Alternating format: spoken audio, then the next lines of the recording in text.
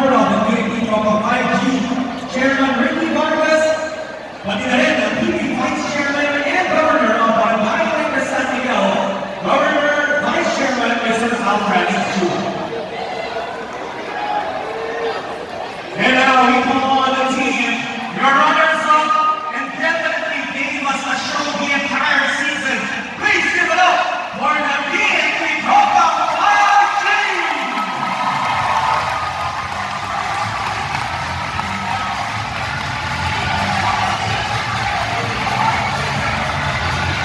In round 5, kami nakita sa atin ang Tropa,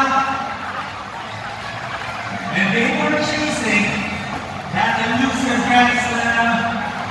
But they come out still with 2 of the 3 possible championships sa season ago.